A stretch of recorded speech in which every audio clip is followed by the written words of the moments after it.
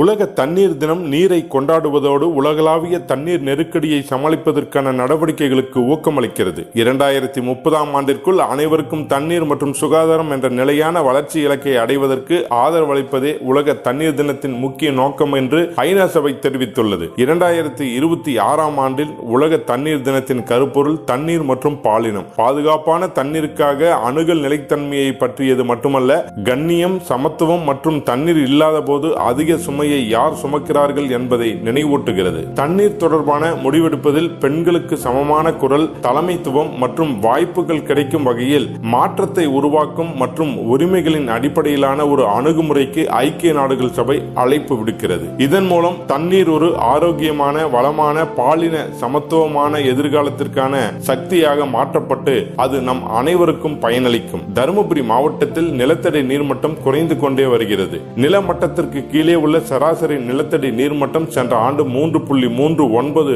மீட்டராக இருந்தது. இந்த ஆண்டு 5.24 மீட்டராக அதிகரித்துள்ளது. 1.85 மீட்டர் சென்ற ஆண்டுக்கும் இந்த ஆண்டுக்கும் நிலத்தடி நீர்மட்டம் குறைந்துள்ளது. குறைந்து வரும் நிலத்தடி நீர்மட்டம் சுற்றுச்சூழலுக்கான கடுமையான விளைவுகளை ஏற்படுத்துகிறது. நிலத்தடி நீர் வற்றுதல் சூழல் அமைப்புகளின் இயற்கை சமநிலையை சீர்குலைத்து ஆறுகள், ஏரிகள் மற்றும் ஈர நிலங்கள் வறண்டு போவதற்கு வழிவகுக்கிறது. ஏற்கனவே தருமபுரி மாவட்டத்தின் பல்வேறு பகுதிகள் வானம் பார்த்த பூமியாகவே உள்ளது. விவசாயத்தை பெரிதும் நம்பியுள்ள தருமபுரி மாவட்டத்திற்கு மழைநீர் சேமிப்பும் சிக்கனமாக தண்ணீரை பயன்படுத்துவதும் இந்த உலக தண்ணீர் தினத்தில் இன்றியமையாததாக உள்ளது.